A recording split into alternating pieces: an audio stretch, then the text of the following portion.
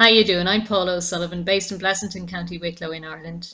I'm a hypnotherapist, a Reiki healer, an artist and an author. My first book was called Different Perspectives for a Different World, Essays for Life, and my second book, which I'm currently writing, is called Climbing Out the Abyss, Coping with Life, Depression and Illness. You can also find this in written form on my blog at paulaosullivan@wordpress.com. In my first video, I kind of combined parts 1 and 2 of Climbing Out the Abyss that would be on my blog. So I discussed how by changing our thoughts that we can change the way we feel. And that by using our imagination, we can create positive mind movies that can help us to find an easier way to see ourselves coping with life, depression or illness. Now in this video, I'd like to share what I've learned about how foods and how they can affect our moods and health. I don't know about you if you've been depressed or feeling low, but certainly when I was depressed, I only ate because I absolutely had to. I ate because it was a necessity to stay alive. I had no interest in cooking, and I consumed mostly processed, high sugar or fast microwavable foods. Now, I've stopped using the microwave now, but at the time everything had to be fast, quick or easy or I wouldn't have eaten at all. I often got bursts of energy and then I would find I get a slump, which would take me ages to recover from. So I suffered a lot from fatigue when I was feeling low and depressed in the past.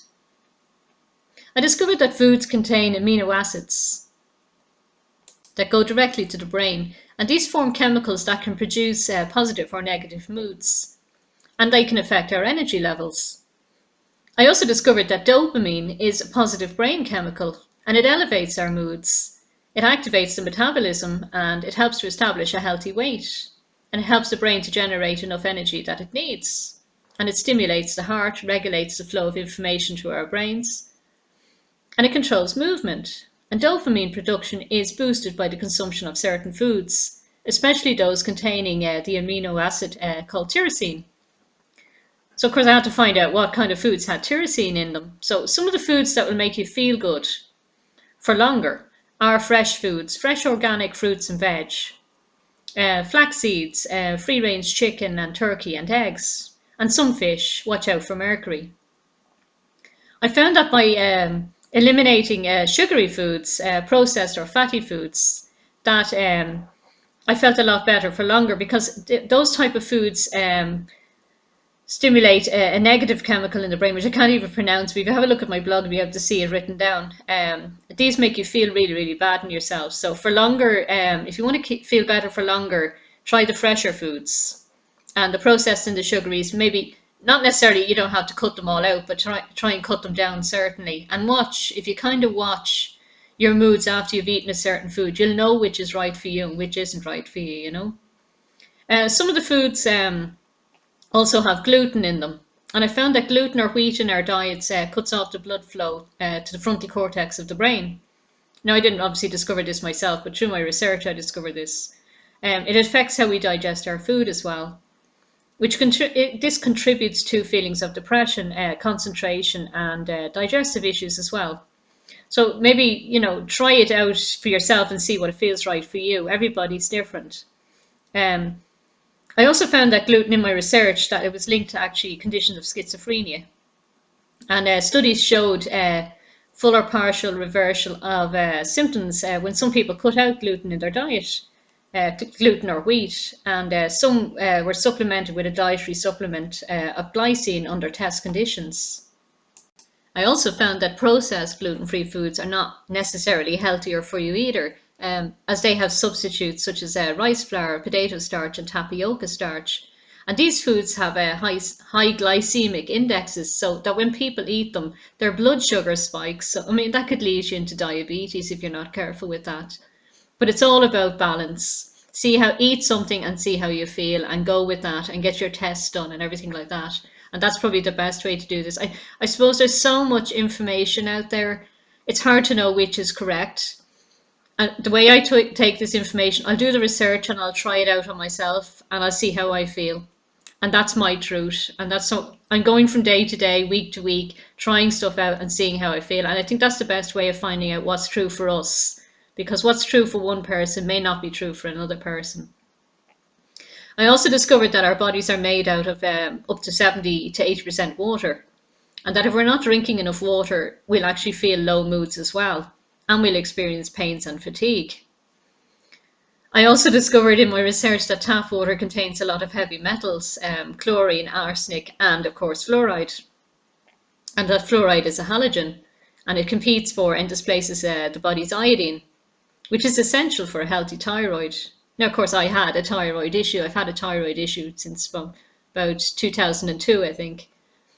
And it was pretty bad at one stage. I was taking 200 mcgs of Altroxin daily for it. And I've managed now to reduce my medication down to 25 mcgs every second day at the moment. I was on every third day, but of course that went off again. So this is a trial and error with me as well. I'm constantly doing things to see if I can make my thyroid better as well.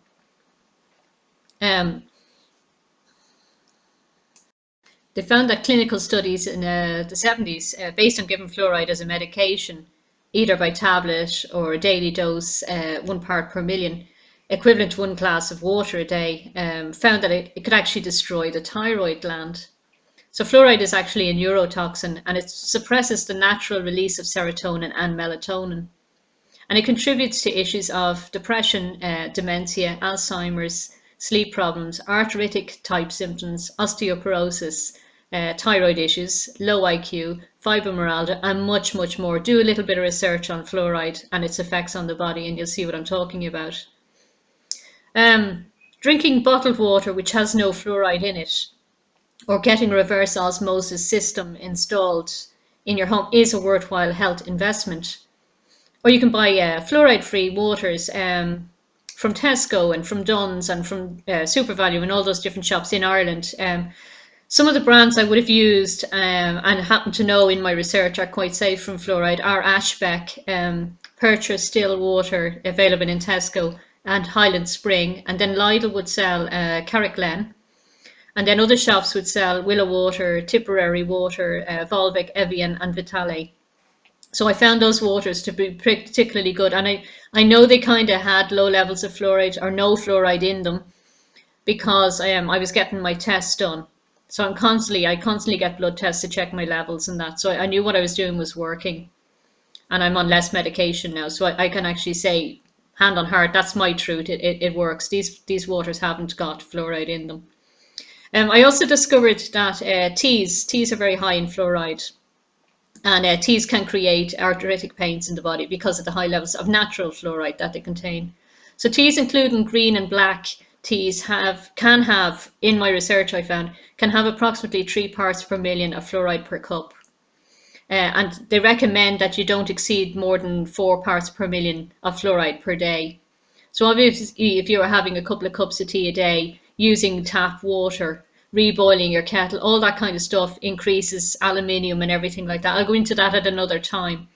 But all of these things can create health issues. They can make your depression feel worse or make you feel lower in moods. They kind of suppress you feeling really good.